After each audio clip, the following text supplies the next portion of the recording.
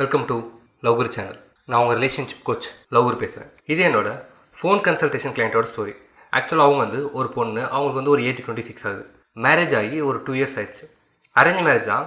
மேரேஜுக்கு முன்னாடி நான் என் பார்ட்னர்கிட்ட பேசினதே இல்லை. அவர் இனிஷியேட் பண்ணுவார்னு நினச்சேன், பட் அவர் பேசவே இல்லை. எங்கள் வீட்லேயும் ரொம்ப ஸ்ட்ரிக்ட்டு. ஸோ நானும் பெருசாக ட்ரை பண்ணல. அப்படின்னு நம்பர் கிடச்சிச்சு. நான் தான் மெசேஜ் பண்ணேன். அப்போ அவர் சரியாக பேசவே இல்லை. ஏன் சரியாக பேச மாட்டேங்கன்னு கேட்டேன். இல்லை, கொஞ்சம் அப்செட்டு, கரியர் இருக்குது, அது இதுன்னு சொல்லிட்டு என்கிட்ட சரியாக பேசவே இல்லை. நான் நினச்சேன் சரி மேரேஜ் ஆன பிறகு எல்லாம் சரியாயிடும் அப்படின்னு நினச்சேன். பட் அதுக்கப்புறம் இன்னும் ஒஸ்ட்டாக தான் ஆச்சு. அவர் என்கிட்ட சுத்தமாக பேசவே மாட்டார். ரோபோட்டிக்காக தான் இருப்பார். ரொம்ப நார்மலாக தான் பேசுவார். ஒர்க்குன்னு சொல்லிட்டு எப்பயுமே ஒர்க்கு பின்னாடியே தான் இருப்பார். ரொம்ப லைட்டாக தான் என்கிட்ட பேசுவார். இன்டிமேசி இருக்கும், அவ்வளோதான். பட் கடமைக்கு தான் என்கிட்ட வாழ்கிற மாதிரி என்கிட்ட ஃபீல் இருக்கும். ஒரு ரோபோ கூட வாழ்ந்தால் எப்படி இருக்குமோ அப்படி தான் எனக்கு இருக்குது. நானும் ஒரு பொண்ணு தான். என்னால் எவ்வளோ தான் பொறுத்துக்க முடியும். நான் மேரேஜுக்கு அப்புறம் எவ்வளவோ கனவு வச்சுருந்தேன். எல்லாமே மொத்தமாக போயிடுச்சு. எனக்கு இப்போ ஒரு குழந்தை வேறு இருக்குது. எனக்கு டைவர்ஸ் வேணும்னு தோணுது. பட் குழந்தை இருக்கிறனால நான் ரொம்ப யோசிச்சுட்டே இருக்கேன். எனக்கு இப்போ என்ன பண்ணனே தெரில ப்ரோ. இவர் கூட வாழவே எனக்கு சுத்தமாக பிடிக்கல அப்படின்னு என்கிட்ட சொன்னாங்க. நான் உங்களுக்கு சொல்யூஷனை கிளியராக எக்ஸ்பிளைன் பண்ணேன். ஆக்சுவலாக அவங்களுக்கு என்ன பிரச்சனை அப்படின்னா, அந்த பையன் அவங்ககிட்ட ரொமான்ஸாகவே பிஹேவ் பண்ணல. இதுதான் பிரச்சனை. ஆக்சுவலாக ரொமான்ஸை பொண்ணுங்களோட வீக்னஸ்ன்னு சொன்னோம் அப்படின்னா அது மிகப்பெரிய தப்பு. பட் ரொமான்ஸ் தான் ஒரு ஃபெமினைன் பொண்ணோட உலகமே. எனக்கு சரியாக தெரில. பட் ஒரு பொண்ணுக்கு மேபி ஒரு 13-14 வயசில் ரிலேஷன்ஷிப்பில் இன்ட்ரெஸ்ட் வருமா? அந்த வயசுலேருந்து எப்போ ஒரு பையன் தன்னை தூக்கிட்டு போய் ஒரு ரொமான்டிக் லைஃப்பை அவங்களுக்கு கொடுக்க மாட்டாங்களான்னு சொல்லி அவங்க சின்ன வயசுலேருந்து ஏங்கிக்கிட்டே இருப்பாங்க. நீங்கள் பார்க்குற எல்லா பொண்ணுங்களுமே ரிலேஷன்ஷிப்பில் இன்ட்ரெஸ்டட். எல்லா பொண்ணுங்களுமே எனக்கு ரொமான்டிக்கான ஒரு லைஃப்பை கொடுறான்னு சொல்லி சப்கான்ஷியஸாக உங்கள்கிட்ட கேட்டுக்கிட்டே இருக்காங்க. அதை ஒரு பையனால் கொடுக்க முடிஞ்சு அப்படின்னா அவனுக்கு அந்த பொண்ணு அடிக்ட் ஆயிடுவாங்க. அவன் மேலே பைத்திய மாதிரி ஆயிடுவாங்க. ரொமான்ஸ் பொண்ணுங்க வாழ்க்கையில் ரொம்ப இம்பார்ட்டண்டான விஷயம். நிறைய பீப்புள் கேள்விப்பட்டிருப்பீங்க. Mostly beauty and the Beast, frozen, இந்த மாதிரி மூவிஸ்லாம் கேள்விப்பட்டிருப்பீங்கல்ல.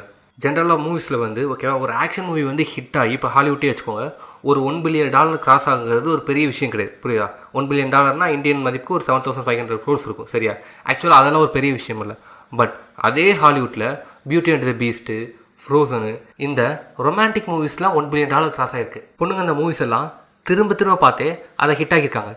எவ்வளவு இந்த உலகத்தில் ஆக்ஷன் மூவிஸ்க்கு பசங்கிட்ட ஒரு பெரிய மார்க்கெட் இருக்கோ, அதே அளவுக்கு ரொமான்ஸ் மூவிக்கு பொண்ணுங்களுக்கும் பெரிய மார்க்கெட் இருக்குது. அப்போ தெரிஞ்சுக்கோங்க பொண்ணுங்களுக்கு எவ்வளோ ரொமான்ஸ் ரொம்ப இம்பார்ட்டன்ட்னு. நீங்கள் சின்ன வயசுலேருந்து பார்த்துருப்பீங்க.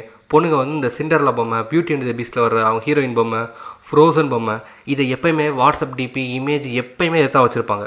பிகாஸ் எல்லா பொண்ணுக்கும் கிட்டத்தட்ட இதான் வேலையே. அந்த பொம்மை கூட விளாடுறது, அந்த பொம்மையை டிபியாக வச்சுருக்கிறது, எல்லாமே இதுதான் அவங்களோட பழக்கம். ஏன்?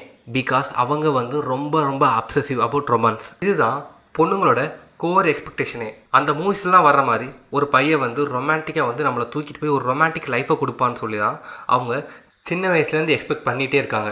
அதை ஒரு பையன் கொடுத்தான் அப்படின்னா அவன் மேலே அடிக்ட் ஆகி பைத்திய மாதிரி ஆயிடுவாங்க. ஸோ கைஸ், ஃபஸ்ட்டு எப்படி ரொமான்டிக்காக பேசுகிறத பற்றி கற்றுக்கோங்க. இல்லை அப்படின்னா நான் சொல்லித்தரேன். இப்படி வாழ்க்கை ஃபுல்லாக ஒரு பொண்ணு ரொமான்டிக் லைஃப்பை எக்ஸ்பெக்ட் பண்ணிகிட்டு இருக்கும்போது, ஒரு பிரின்ஸை எக்ஸ்பெக்ட் பண்ணிக்கிட்டு இருக்கும்போது, சில பொண்ணுங்களுக்கு அமையுமே ஒரு வாழ்க்கை. எம்டன் மகன் நாசர் மாதிரி ஒருத்தன் வருவான், புருஷன் அமைவான். அதோட அந்த பொண்ணோட வாழ்க்கைக்கு சோழி முடிஞ்சு. வாழ்க்கையே அந்த பொண்ணுக்கு வெக்ஸ் ஆயிடும். மென்டலி அவள் செத்துருவா. யோசிச்சு பாருங்கள், சின்ன வயசுலேருந்து நீங்கள் கலெக்டர் ஆகணும்னு சொல்லி 24 மணி நேரம் திங்க் பண்ணிட்டே இருக்கீங்க.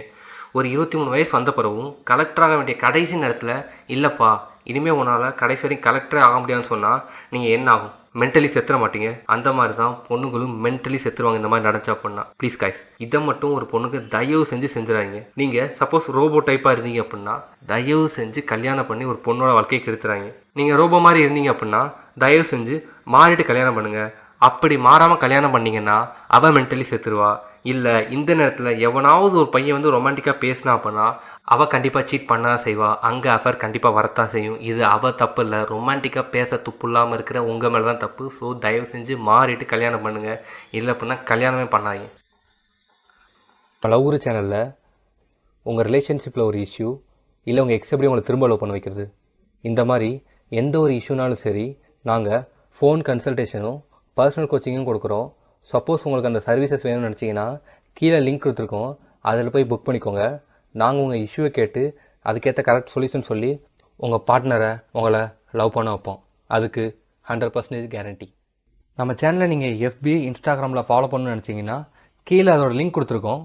அதை கிளிக் பண்ணி ஃபாலோ பண்ணிக்கோங்க. தேங்க்ஸ் ஃபார் வாட்சிங்.